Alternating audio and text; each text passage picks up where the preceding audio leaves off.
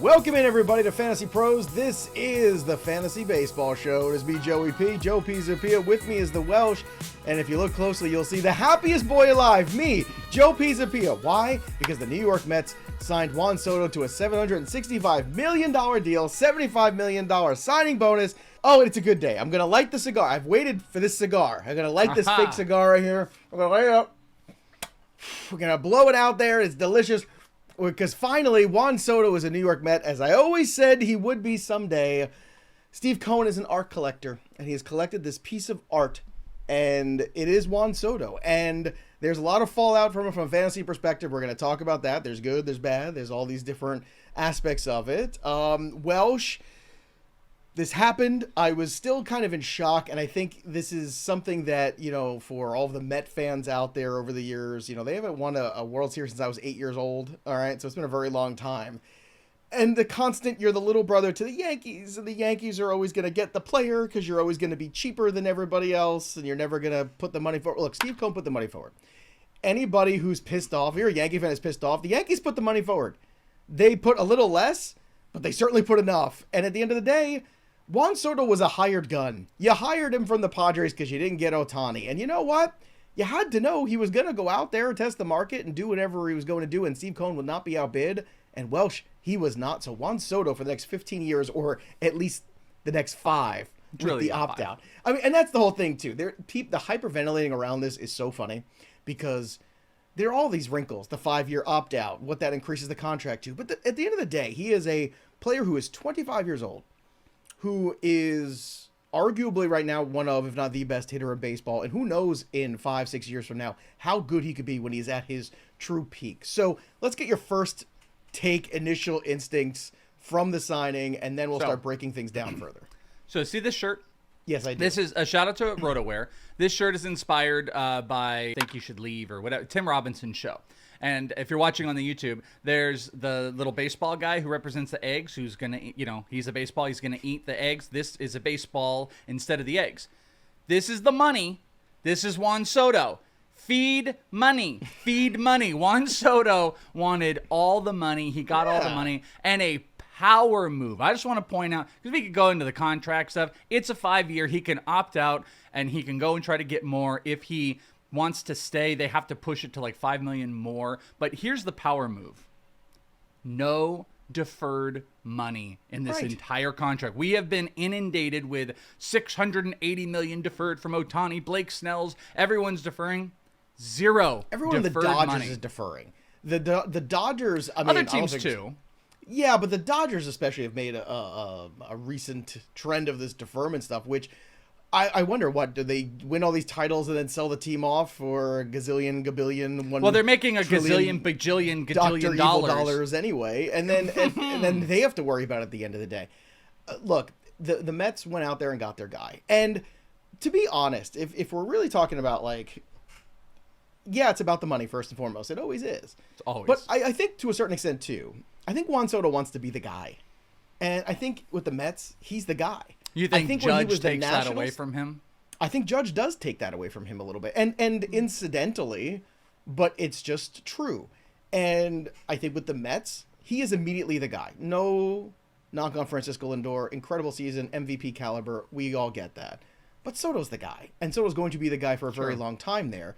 And I think that mattered to him. It mattered when he was with the Padres. He hated being with the Padres. He was not the guy. I saw it in person on the backfield. You could just see. It was the Manny Machado, Fernando Tatis show, and look, there's Juan Soto too. I think he's the kind of dude that thrives being the guy, and I think he desires that. And the Mets are also. I don't think the Mets are going to change what they're doing. I think the approach is still the same. They've added Juan Soto, but this whole, like, we're going to grow the youth, and you're going to see Ronnie Mauricio next year too, and you're going to see this guy next year too, and we're going to continue to. I don't think there's this hyper drive where all of a sudden now they sign every single free agent. I don't think that's the way Stearns does things, and I think this was the anomaly because of his age and because of how good he was. And I want to talk about how good he is too, because I've also seen a lot of this. The whole knocking about Juan Soto is like, well, there's a lot of money to pay for a guy who doesn't run very well or field very well. I want to bring up a guy named Ted Williams, who also was not a very good runner and could not give a crap about defense, okay? Ted Williams, arguably the greatest hitter that ever lived. The most walks in MLB history under the age of 24, Juan Soto broke his record of Ted Williams. Ted Williams and Juan Soto don't just stop there. The fewest career games to 200-plus home runs and 700 walks. Ted Williams, 900. Juan Soto, 926. Just 26 games behind him. The rest of that list, by the way, Frank Thomas, Ted Williams, Babe Ruth, Juan Soto. The most consecutive seasons with a 400 on-base percentage for his career. Ted Williams, 17. Frank Thomas, 8. Wade Boggs, 8. Juan Soto, 7. And he's only 25. So, yes, it is true he is not the all-around player. But then again, at the same time, he is so great at what he does, I don't think it matters. Welsh, am I off base here? No, I think this is the market. I think that's the most important thing, too. Is like, this is I don't want to call it generational yet or anything like that. This is one of the best hitters in the game right now, in the peak prime of their career. And these guys don't become available that often in free agency. And you've got the money. I remember like the Alex Rodriguez contract, way back when we were younger, like that, broke our brains. This is a brain breaker, but guess what? Sure. And probably Soto might break this in 5 years. I don't get. We're all looking at each other going, "Oh wow, remember when that Soto contract was big?" I don't really get too stuck on like the intricacies of like this is one of the best players in baseball. It's an outlier of free agency. People are comparing all these other contracts people have got. Listen, Sotos and Otanis do not become available every other day. Christian Walker is not that type of player. And Ohtani's also 5 years that. older. Yeah. And coming off an arm surgery, too. And look, God bless him. It looks like he's going to pitch next year, and that's amazing. But it's a volatile stock. Let's not be honest. I mean, he is a comet. He is a bright, shining star, Ohtani. He is special. But it is a little scary because you just don't know. Like, those stars sometimes flame out. And he's the greatest baseball player that I've ever seen, period, end of story. And I didn't have a problem with him getting a contract worthy of a hitter and pitcher. And people are looking at that and saying, how can you compare that to Juan Soto? And I get that because he only does one thing. He's a hitter. To which I say, yeah, but he's also 25. And for the Mets, I think it goes deeper than that. I think it's an organizational turning point, a touchstone, a benchmark, all of those things where you start to look at the Mets differently, finally. And they have this really fun run. They became the darlings of baseball. Other baseball players, professional baseball players, were tweeting about the Mets games and watching the Mets and rooting for the Mets. There was something magical and special going on there. There was a vibe where these guys were being themselves. And you can't tell me it's the same vibe in the Yankee Stadium. I've been a New Yorker my entire life. I know the difference. I know the Yankees have won a lot more than the Mets. I get it. And maybe that works. But it doesn't work for everybody. And I kind of wonder, too, do you want to play for the next 5 years or 3 years, however long Aaron Boone lasts? Or do you want to play for Carlos Mendoza, who seems beloved by every single guy in that locker room?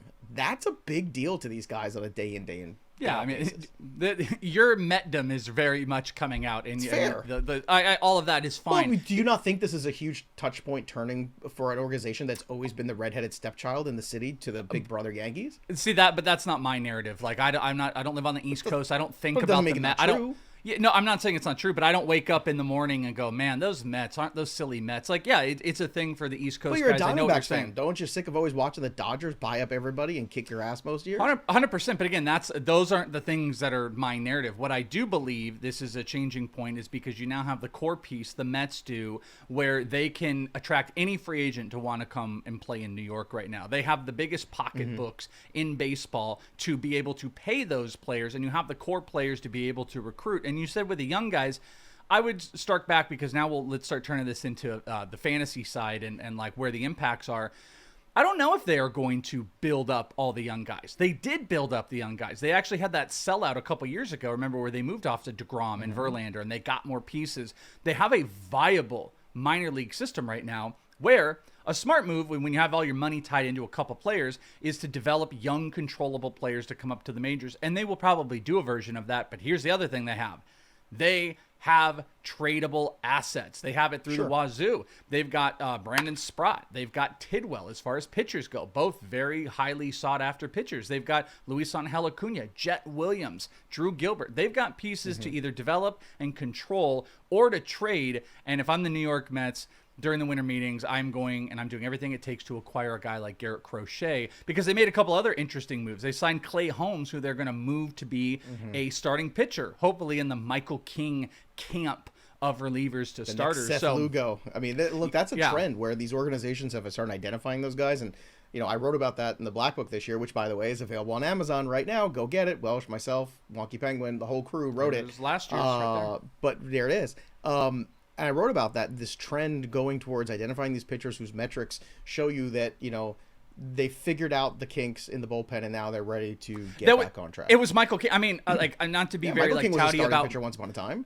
and not to be touty about myself, but it was my number one pitcher last year. I talked about in his small relief set, and it was mine, Seth Lugo. Both of us, we were talking about those same guys. And King had and Michael King had a sub-3 ERA. It was just a ridiculously phenomenal year. So it's an organizational just complete reboot that they have, and now they can probably go and they can I would say go get a Christian Walker because Alonso's gone, and then you can make a big trade and you can build a couple of those young pieces. Is Alonso gone? I know Alonso desperately wants to be there. Would he take more of a team-friendly deal now more than ever? I think he's mentioned that he would. I wouldn't discount it. I don't think it's impossible. For the same money, though, if a team could go get a Christian Walker who's a Gold Glove defender already, that might be something they would want to consider. But you also can't discount what the guys mean to the locker room and some of these, and especially he's been the dude in that fan base for a long time.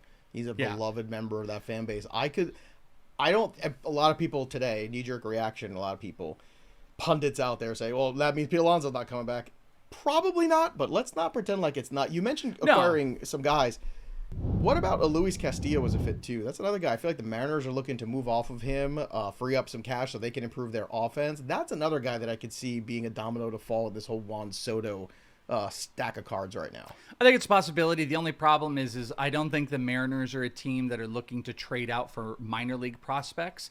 They're a try to win now team. So, there are these conversations around Alec Boehm that are going out there, and it would take major leaguer for major leaguer. I'm not sure what the Mets would offer. Maybe it's a Jeff McNeil, but I just don't think they would. But I do think I do believe that the Mariners are looking for Luis Castillo, but that's why I brought out a Garrett Crochet because, Jet Williams had a pretty good AFL and really bounced back. He was playing center field, not just the infield. He got hurt again, though. Drew Gilbert showed some signs. He's still kind of back a little bit. Brandon Sprott. There's a rumor out there, not to turn this into Garrett Crochet, but Garrett Crochet, Bob Nightingale reported this, and I don't believe this, but the White Sox turned down Ethan Salas and Leo DeVries for Garrett Crochet.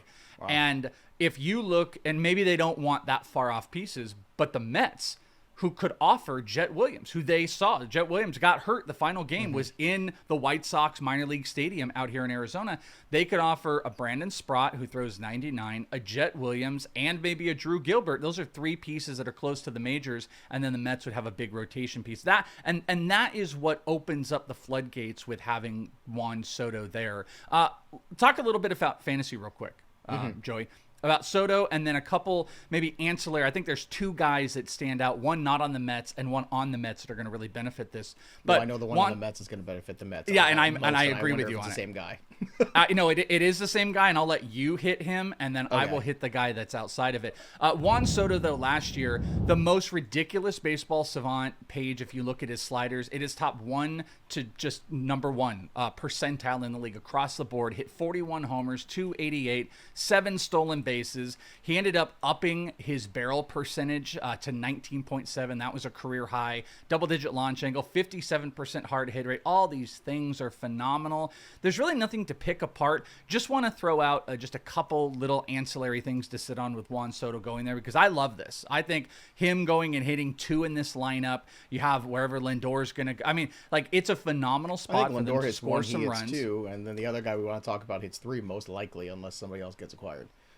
Yeah, and that's the guy that exactly I'm talking about. From a ballpark factor standpoint, people might be interested in, for left-handed hitters, the ballpark factor in general, if you're just looking at, so Baseball Savant will do, what kind of hitter-friendly environment is this? The Mets are the 4th worst in baseball for left-handed hitters. 4th worst, where the Yankees where did the Yankees go here for left-handers? Gotta be top 5.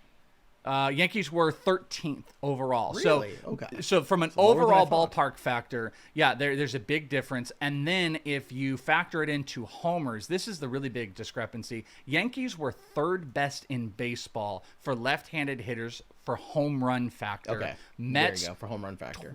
21st in baseball. So again, I did this when I broke down Willy Adames. And you could also make the argument too that the Mets from a left-handed hitting standpoint haven't really had a lot of left-handed power in that lineup in a very long time. Well, been the switch hitter, but other than that, like, where's the left-handed power bat from the New York Mets? I mean, you gotta. Yeah, it also takes away, it's been a while. Away batters and stuff that come in there. So that's got to be factored into it. So it's a little bit. When you have half the sample size being it's a very right-handed heavy lineup. It's something that I've been negative about that lineup for a long time. I think that is a good number. I think that might be a number that will marginalize a little bit when you have a guy like Juan Soto now there in that ballpark, bringing that from the 20s into the middle of the pack. And if it plays middle of the pack, then Juan Soto's power is going to be fine. Also agree, but it's not really middle of the pack. It's low, but it might bring it to middle of the pack. Right. But just to finish the thought is, I had said this with Adames, and people push back like, oh, da-da-da. And it's like, hey, listen, it's not that, because the ballpark factor for San Francisco is bad. It's not that, like, Juan Soto will depreciate, blah, blah, blah. It's like, well, no, there's like less cushion where now if you're projecting he's 40-plus homers every single year, maybe it's like 35. It's still great. It's all good. It's just the ballpark factor is a little worse. I'll throw this out as a positive, though. Divisionally here, and you're going through the teams, Braves, Phillies, tougher teams, pretty good pitching, but then you got the Marlins and you got the Nationals. Who's the dominant left-handed pitcher that you're facing in the division? Mackenzie Gore. That's about it. Who's Philly throwing out there? Who are the Braves throwing out there? Max Fried is gone. So that's a little bit of an extra plus just to throw in the whole scope of Juan Soto. So now the beneficiaries. And let's throw it to you because we both agree. For the Mets, there's a big hitter that is going to benefit from having Lindor and Soto hitting in front of him. And we both unanimously say Mark Vientos is someone that 100%. Is a smash for this year for an RBI perspective. I already did a video on him a couple weeks ago, rising up the ranks of the corners there. After that postseason, and even before it, he was such a steady rising player. And then the big moments were not too big for him. Now you're putting Juan Soto in that OBP ahead of him, where he's going to see a ton of strikes. It's the same thing that happened to Aaron Judge. Aaron Judge was a big beneficiary of Juan Soto, a huge one. So all of Aaron Judge's greatness aside, and he's great, Juan Soto helped. And Vientos is going to be a huge beneficiary of those guys on base ahead of him because of the pitches he's going to see and the strikes he's going to see and the fastballs he's going to see. And that is going to make him, I think, a lock for 100 RBI this year, if not a greater number. And I don't think that's a hot take or crazy at 14% barrel rate, 46.6% hard hit rate. Dude ended up hitting 266 with a 246 expected batting average. If Lindor is on, it's going to be rough for teams. If Lindor is out and it goes to Soto, they're not going to want to pitch crazy to Soto. It's going to create opportunities where Vientos is either going to step up or fail. He had a lower expected batting average and way too high of a K percentage. That is a general problem. But as this young hitter who is a dominant power player with great hard hit and power numbers, if he advances at all with those guys, it's going to be a monstrous return for Mark Vientos with that team. So I love the outlook. And then just to think as well, it could get pushed back if they were to sign a guy like, let's say Christian Walker. I think Christian Walker would hit 3 for that team and Vientos would go back. But that's one big beneficiary. Let me give you a beneficiary that is not on this team. Jasson Dominguez with the New York Yankees. I wrote this up in the Fantasy Black Book talking about Dominguez, that he is still prospect and rookie eligible. He's my number one prospect right now. And I think people have prospect fatigue with Jasson Dominguez because they're like, oh, yeah, blah, blah, blah. That's fair. But guess what? There's still dominant numbers, and he's now going to get his opportunity in that lineup. Now, I mean, I suppose they could go make some big trade, but there's just one less roadblock in front of Jasson Dominguez, who doesn't have the traits of Juan Soto, but he's a speed guy on a team that hasn't run a lot. Hopefully they make that change. He's a power guy. He puts up big hard hit numbers, and he has a chance now to lock into consistency. And it's kind of an afterthought for a lot of people. So I really like the prospects. By the way, what did we just talk about for left-handed hitters and the ballpark factors? I like the prospects for Jasson Dominguez from a fantasy perspective this year without the Juan Soto block, even an afterthought. The Yankees aren't done either. The bottom of that order is no good. They're going to figure things out. I would not be shocked if they were aggressive with the pitching market too. So a lot more winter meetings going on here, a lot of shoes to drop, and a lot more players to land in some other But spots. Are there more cigars to Santander, smoke, Joey? There was one cigar, my friend. There was one cigar for this show, and it was for Juan Soto. And I'll tell you, the best thing about cigars, you could gesture with. That's the best thing, the big fake cigar. And I'm going to tell you another thing. Again, Aaron Judge, great. when you take away Juan Soto and Giancarlo Stanton's another year older, Still great. Anthony Rizzo's done, it's difficult for great players to be great without some help. So the Yankees are going to have to get him some help because there's not enough of it right now. Volpe's a nice player. Jazz Chisholm's a nice player.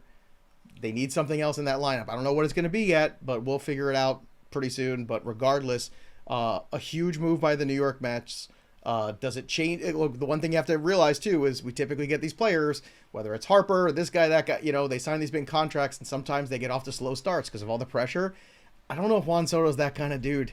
I don't know. I think he might be one of the few that it does not matter. He's one of these players that plays better when the bright lights are on, too. And not everybody's like that. Just go back and look at that Evan Gattis, what was it, that bat he took there in the playoffs. I mean, just incredible moments don't seem lost on him. I remember in the playoffs in the World Series back in the day with the Nationals, where was it Bregman who hit the home run and flipped the bat? And then he got up there and hit a home run the next inning and flipped the bat, and he got in trouble for it and stuff like that because he was mocking him and everyone got. That's Juan Soto. Like, he plays baseball almost like it's this weird one-on-one matchup, and I think that is really unique and it's fun. And look, for the Mets who had just good vibes last year, this is a lot more than good vibes. This is a franchise talent, and they haven't had a lot of those. It's the biggest move the Mets have made since Mike Piazza. And that was also a move that really culturally changed a lot there. So it's going to change a lot in fantasy, and we got a lot of fun stuff. So make sure you subscribe to the channel, too, on our YouTube channel, Fantasy Pros MLB. We're going to have a lot of content in the offseason and even more in season, so be with us for all of it. That'll do it for us, but the story of the game goes on. For the Welsh, I'm Joey P. We'll see you next time, kids.